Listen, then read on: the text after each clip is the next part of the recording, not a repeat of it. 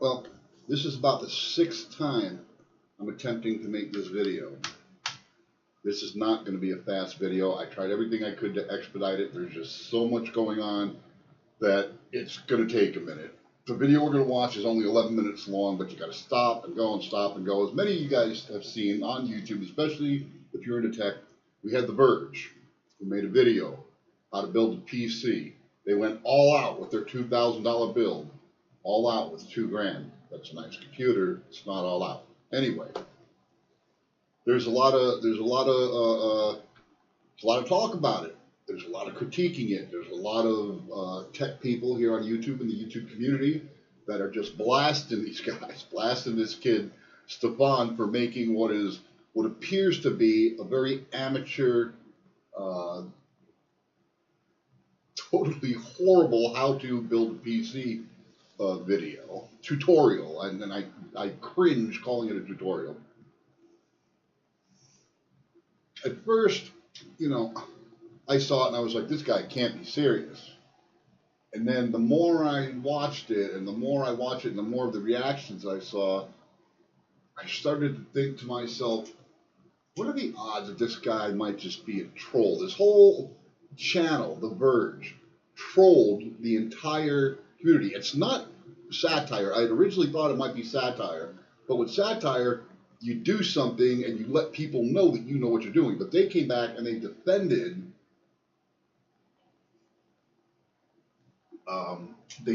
the video. They defended Stefan, who is the young man in the video, and rightly so. I guess they got a lot of racial comments and stuff like that. But let's read their letter, the answer to the response to all the responses to the video. We'll read this real quick. Okay, bring it over here so you guys can see too. Alrighty, so this was their response to the horrible video, and we'll watch the video here in a second. Last week, The Verge published a video on how to build a gaming PC. Today, we're pulling that video off our YouTube and Facebook pages because it contains some minor factual errors that, in some, do not meet our editorial standards. I also want to reiterate that The Verge has zero tolerance for internet harassment campaigns and will automatically disregard any feedback that appears to be in bad faith or part of such a campaign. As many of you know, we are happy to engage openly with our audiences across our platforms, but over the weekend, multiple people on our staff have been subject to a wave of attacks, including hundreds of racist attacks on the host of our video. That would be the kid Stefan. Not cool. Not cool at all to attack him like that. Even if this is a troll video, leave race out of it. We simply will not listen to feedback that is associated with these campaigns or the people who direct such campaigns. We'll eventually make another video. Pay attention. We will eventually make another video on how to build a PC. It will be good. The one we're going to watch is bad. And I'm going to point out a whole bunch of stuff that other people have pointed out, and then kind of tell you why I drew my conclusion that this is a troll video. Guys, y'all got trolled. I got trolled. This isn't real. These people at The Verge, in my opinion, put this out as a publicity stunt to promote their next video. We'll eventually make another video on how to build a PC. It will be good. See you out there. Nole Patel. They're building the next. How many of you are going to watch that next video because of this one we're about to see? Probably everybody. I know I'm going to watch it, and we're going to look for stuff that they did wrong, and they know this. This channel has 2.1 or 2.4 million viewers, subscribers, I mean. They're a technical. Stefan, the kid who's in the video, the host, is a technical journalist. That's his title. You cannot tell me that between him, the people filming it, the editors, because this video is well made. It's edited properly. The sound's real good. The camera angles are awesome. So they took their time, and kudos to them on a video well made. But it's a troll video. It's not the real deal, and I'm going to show you why. I've got a little bit of evidence. I don't know this for sure. I don't have anything concrete, but I do have what I believe to be a substantial amount of circumstantial evidence that I think kind of proves my point. I could be wrong. People could be this stupid. For Christ's sakes, they eat Tide Pods today. So who knows? Who the hell's to say? But that's it. Let's check the video out. I'm going to stop it as we go, and I want to point out the stuff that you really, if you're a new builder, do not, under any circumstances, take this serious. This is a troll video meant to provoke the tech community on YouTube, and brilliantly done, because they did exactly what they set out to do. And if and when they do release their next video on how to do it right, it's probably going to get a lot of views in a very short amount of time, which is why I think they put this out there. Again, I have no solid concrete evidence, and I think the Verge, if you're watching, man, come clean, because it'll do you more good than harm at this point to say, ha, we got you, everybody. Now let us show you how to really do it, because that's definitely a how not to do it. Okay, so let's do this. Let's open this up. Let's start this up. Let me grab my headphones real quick. And again, I'm going to be stopping this. This is not going to be a quick video by any stretch of the imagination. So, and I've watched this video several times. Here we go. Enjoy. So a few years ago, TC, or managing editor, built a gaming desktop, but it's kind of out of date, and it's definitely not going to hold up for Battlefield 5. So let's build a new one. Okay. You can build a gaming desktop for around $1,000. You can build it for less, actually. $1,000 is a decent. That's kind of a. That's not. I wouldn't consider that an entry level gamer. You could probably build an entry level gamer with an upgradable platform on an AM4. I like AMD. If you can't tell, I'd say probably about $600 to $800 ish, depending on your graphics card, what you go with there. $2,000 is not going all out. Let me just say, clear that air right now. $2,000 is not going all out. You could do a lot better to go all out than $2,000. $2,000 is good. That's a decent budget for a gaming rig, but that's not all out. But I want to go all out, so I spent around $2,000. PC like this is going to be able to play most games at ultra settings. So what do you need to build? When you go all out, you don't play most games. When you go all out, you play games that haven't even been written yet. They haven't been programmed, they haven't been coded, they're still years in the making. That's all out. Build a desktop. Well, of course, first you need a table. Captain Obvious, of course you need a table. Wait, have you never built one on the floor? I haven't either. I've always used a table, but I'm sure somewhere somebody has built a computer on the floor. Preferably not metal. If it's going to be metal, have an anti-static working surface. Which isn't bad advice. I'll give them that. That's not. Do you really need it? The ESD caps on the motherboards nowadays, probably not. I'm going to say, I could be wrong. I'm going to say probably not, but it's not bad advice. Layered on top of it, a thermal paste applicator. A thermal paste applicator. It's gone south already. This is why I started to believe this was satire or a serious troll video. An Allen wrench. An Allen wrench. I have used an Allen wrench one time in all the computers I built, and I built a lot. And the one time that I used an Allen wrench is because I used a Corsair carbide case, and the designer of the case, for whatever reason, decided that a hex screw would be the way to go to secure the tempered glass panel to the chassis. I don't know why. They did provide the Allen key, though, so in Corsair's defense, I mean, it worked, and it's a really good-looking case. Some tweezers to tighten up the wires. Tweezers. That's where they, I mean, who calls a zip tie tweezers? Even the most inexperienced of builders, you call them tweezers because you're gonna tweeze the wires together? No, those aren't tweezers. Those are zip ties. A Swiss Army knife, which hopefully has a Phillips head screwdriver in it. And a Swiss Army knife that hopefully has a Phillips screwdriver in it. Let me tell you something. If you don't have a Phillips screwdriver, you're not building a computer. And last but not least, an anti-static bracelet, which is to protect you and the parts. These are the parts. I've yet to hear about anybody getting electrocuted building a computer. An anti-static bracelet is not a rubber band, what he has on his wrist. An anti-static bracelet is an actual bracelet, okay? I just happen to have one on my little building station that you ground to the chassis of the computer, or to, in my case, I do it to my table because I got a steel frame table, to ground you. So if you touch a motherboard and then you get a electrostatic discharge, an ESD, you don't get those with the anti-static bracelet. That's what it prevents. Parts you're going to need, but more importantly, before we get there, we need to understand what these parts are doing and how they interact with one another. To better understand the parts that make up a desktop, let's try to understand them individually. I give them props. The processor is like the computer's brain, a base of calculations that control everything the computer does. The motherboard is like the foundation, serving as a main structure for all other parts to be added to. It also allows the other parts to communicate with one another, which also makes it kind of like a nervous system. Graphics cards are responsible for rendering and processing visuals into what you see on screen. Our PC's power supply is of course channeling electricity, in that it adjusts and provides the right amount of energy to keep it running. Last but not least, RAM, or random access memory, and... Okay, this kind of threw me off too, and I can't hold this against them because it could just be an oversight.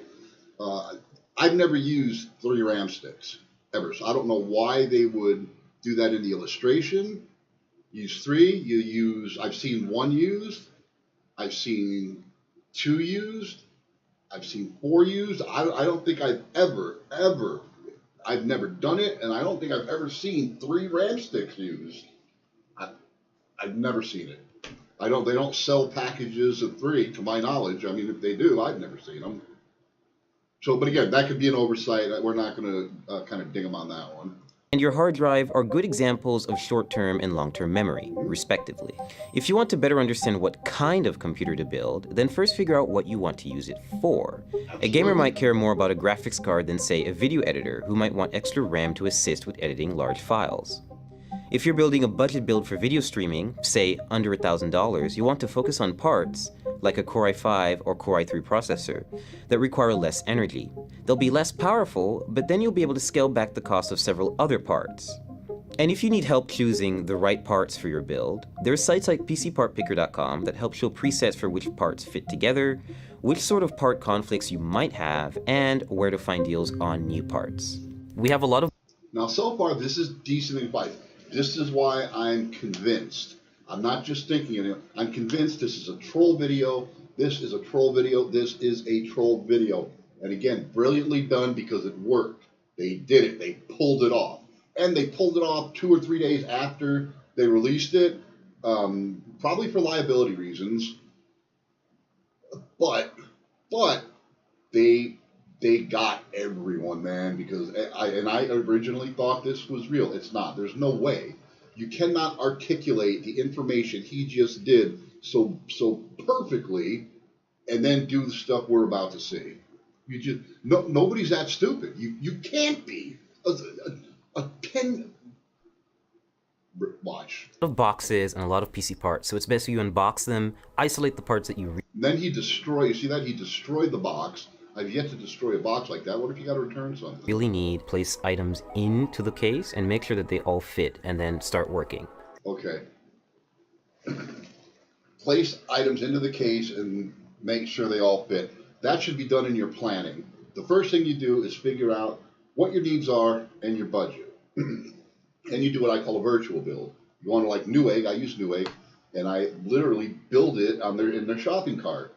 Then I go back after I get what I kind of think I want, and I check out specs. I check out the dimensions of each component, from the case to the GPU to the PSU, everything. So I know that it's going to fit in that case. The form factor, you can't get a micro ATX case and a full-size ATX motherboard.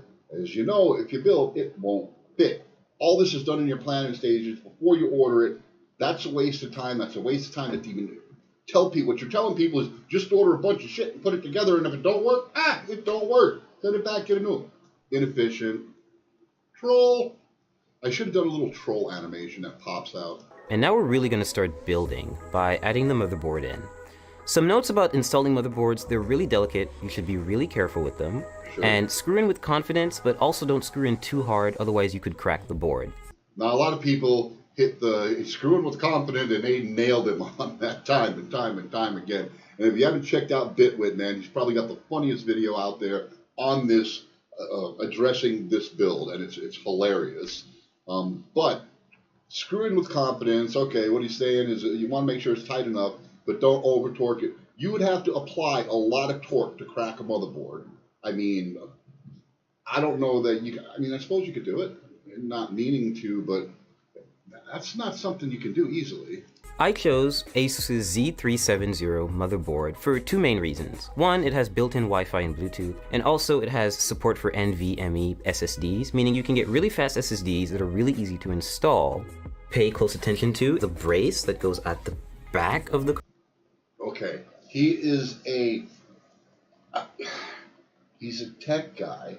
He's a technical journalist. That is his official title at the Verge in their YouTube channel, in their little organization.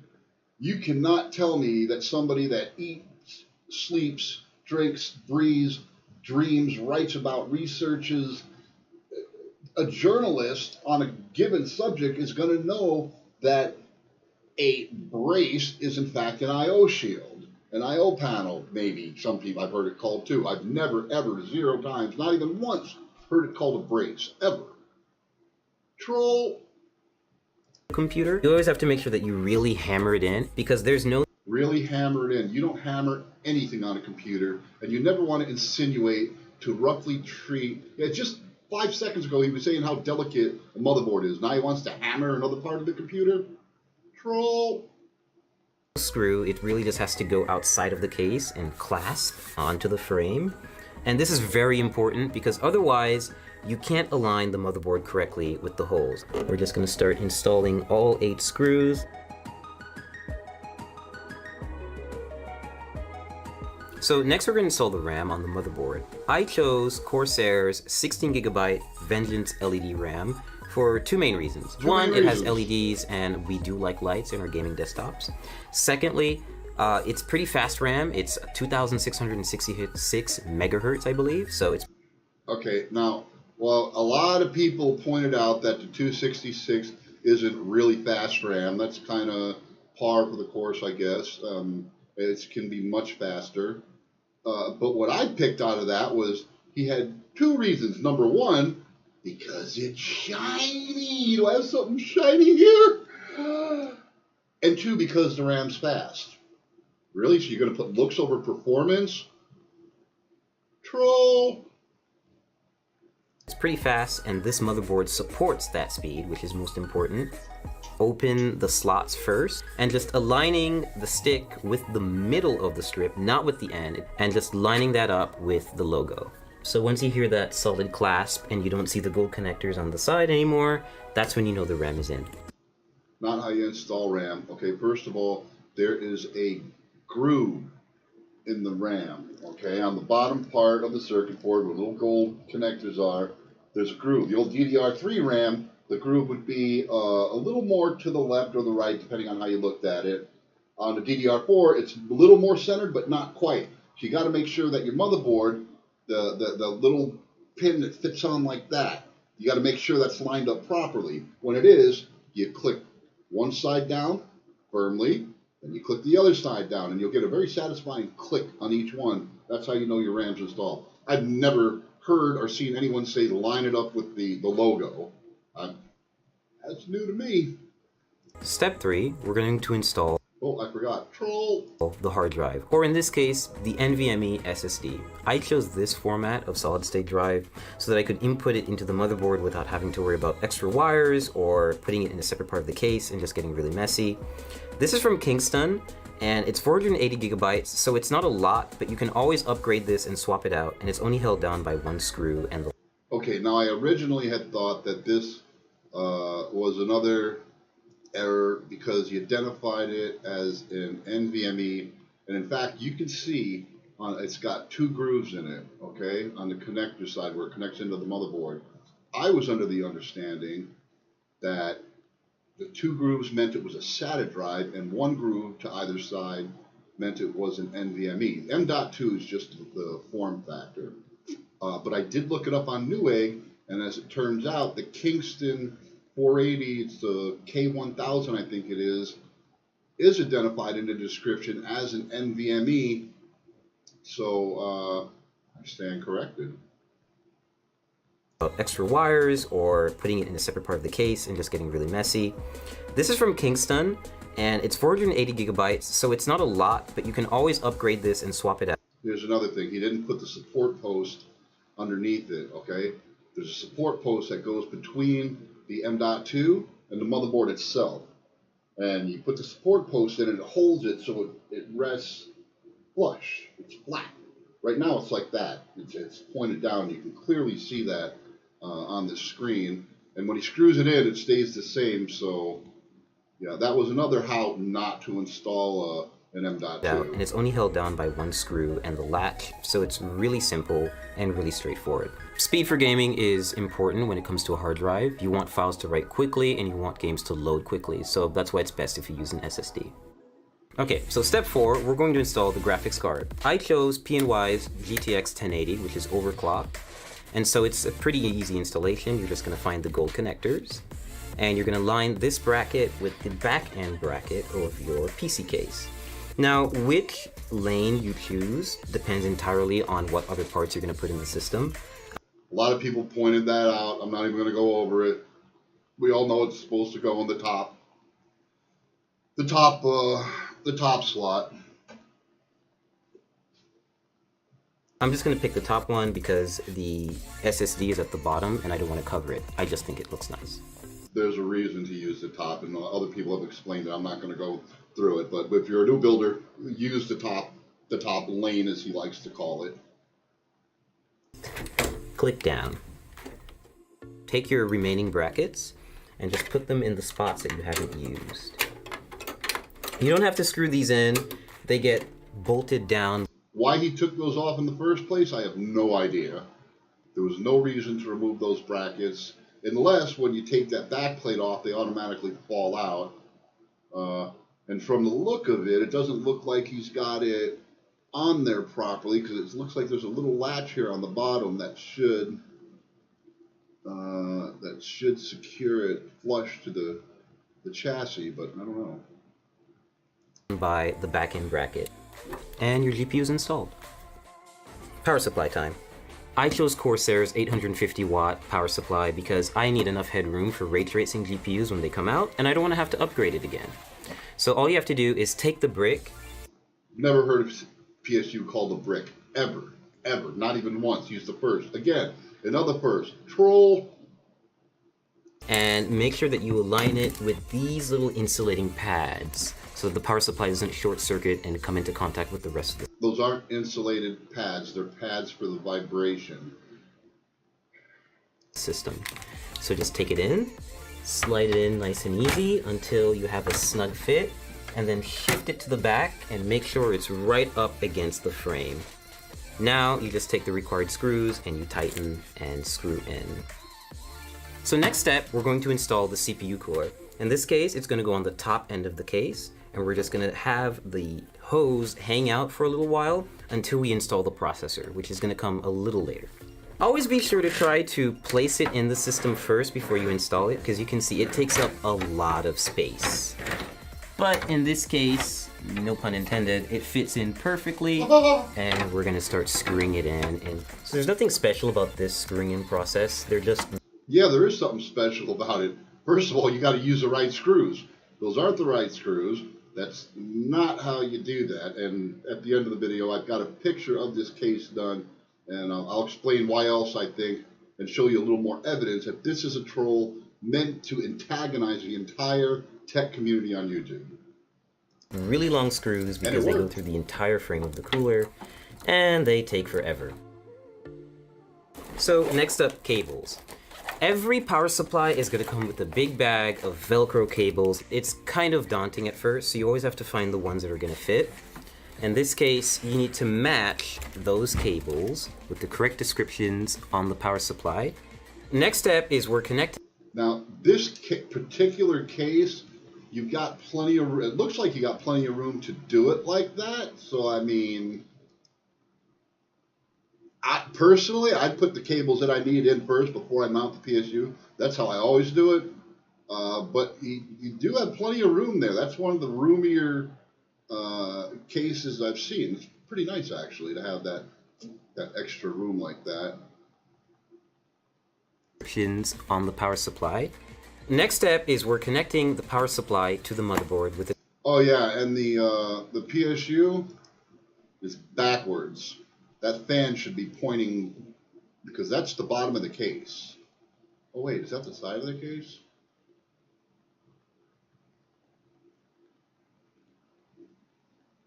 I'm thrown off right now.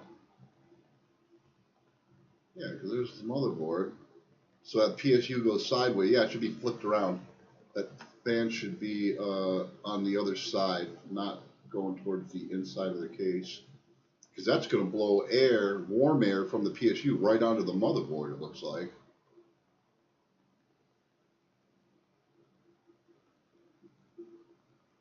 Yeah, there's... Just noticed that. Next step is we're connecting the power supply to the motherboard with a 24-pin cable. We're just matching that cable from the motherboard, threading it through the back, and attaching...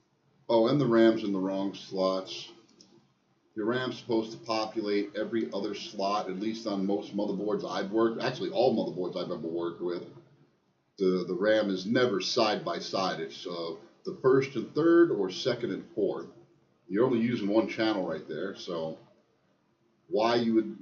See, that's why I'm saying troll, man, troll. 24-pin header to the power supply. You can't be this dumb.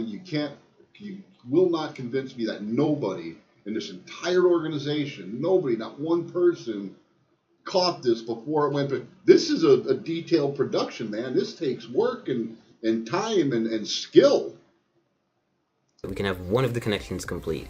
The next few additions will be for the GPU, for any specific ports that the case has, for any lighting that the case has, the CPU cooler, anything else really. We're installing the CPU, the heart of the computer or the brain, depending on how you look at it. So to do this, we're just going to remove the plastic covering that they put on the motherboard. We're just going to take this little plastic part out. We'll just toss that out of here. And now we have an exposed CPU holder, or rather slot, on the motherboard. And we're going to use the CPU applicator. This is a... You mean the socket that a technical journalist would know the proper terminology for a CPU socket on a motherboard? Come on, man. All you guys that fell for this, I did too. Again, I got no harsh words for you. I felt for it. It's a troll, man. It's got to be a troll. Nobody can be this dumb. You can't. You couldn't train somebody to be this dumb. Special little part that not everyone may get, but this motherboard that we got from ASUS definitely does have. It's called a CPU installation tool. It makes it really useful if you want to install a Core i7 hexa-core CPU. Yeah, we've got one, and it's an 8th generation chip, and it's ready to go, and it supports overclocking. So what having this little installer does for you is it's basically a brace that you can apply right to the CPU and light it up with the triangles that you'll see on the bottom left corners. And this will make it easier for us to apply it to the motherboard and then apply thermal paste and then apply a CPU cooler. You don't need that. There's a little triangle on one of the corners. You line it up with a little gold triangle on the motherboard and you just drop it into the socket. 8 out of 10 times, 9 out of 10 times, it'll fall right in. Every now and again, you might have to scooch either way very gently so it drops in. I've never had an issue, ever. On top. And we're just going to carefully lean it down into the system and make sure that everything lines up. And we're going to clasp down on it and we'll be good to go. Here it comes. So we're about to apply thermal paste to the CPU. Every CPU cooler actually comes with a bit of thermal paste already neatly applied in a circle around it. If you've never seen this and you build PCs, put on a seatbelt because you're about to fall out of your chair. But it's usually not enough. It's good, essentially, PC building practice. It's essentially good PC building practice. So it's obviously common knowledge that it's clearly not enough thermal paste. To have a little bit extra and layer it on top of the CPU. The final portion is to add the CPU cooler to a little bit extra.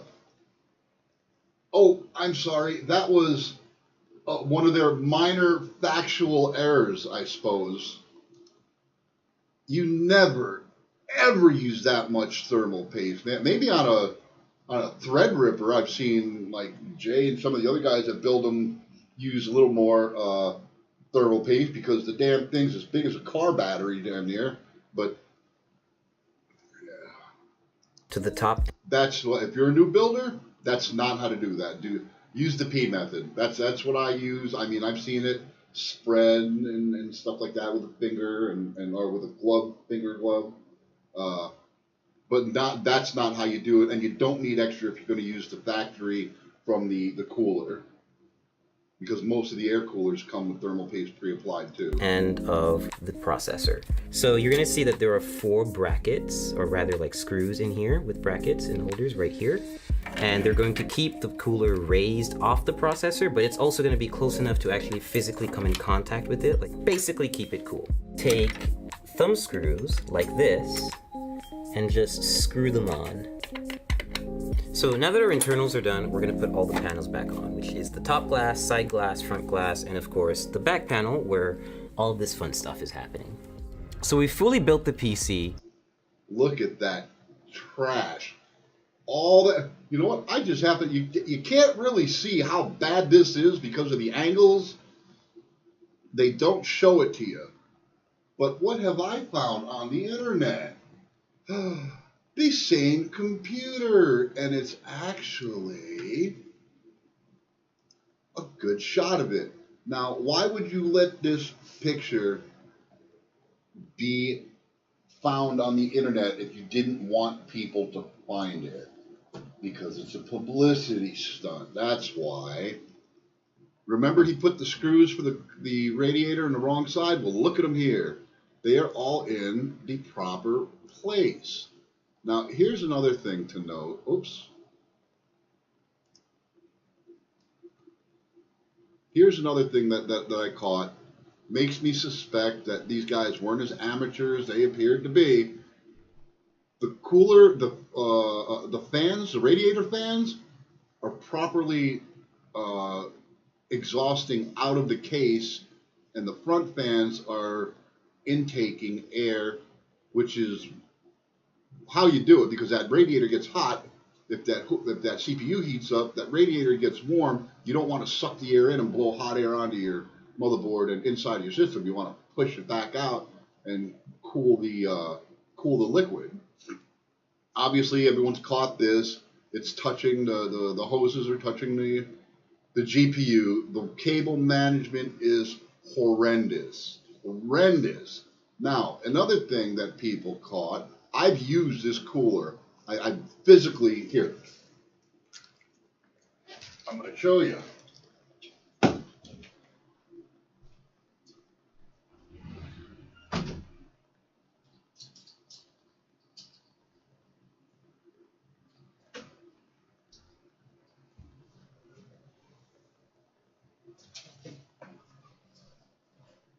This is the H150i Pro. It's actually the 360. He's using a 240.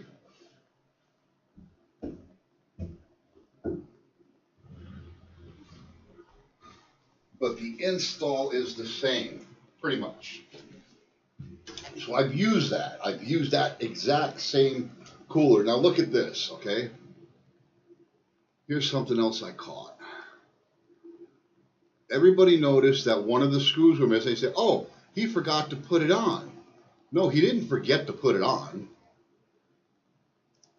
In fact, he did put it on, and then they removed it, because look at that. That is wear.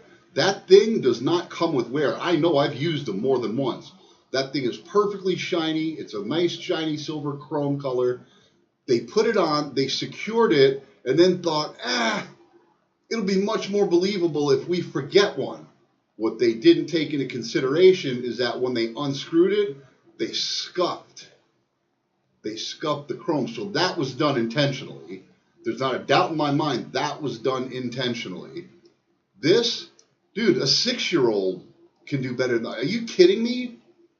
Are you seriously kidding me right now? That? Nah, man. This was a troll video done by The Verge, guys. It intentionally wanted you guys to be angry, to be pissed off, to comment on it, and then they put the response to it and conveniently mention, we'll build another one. We'll do it the right way. It'll be good. They're going to get a lot of viewers on it. Now, in the Verge's defense, absolutely brilliant, man. You had me going for a while. But I'm not as stupid as you are. Actually, no, again, they're brilliant. If this is what I think it is, what I claim it is, it's a brilliant move on their part, because what's YouTube all about? Getting more viewers.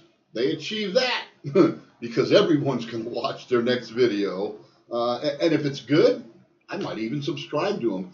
And what would impress me even more at this point is if when they released the next video, they came clean and said, okay, we just wanted to get your attention. That was a straight troll video. We gotcha.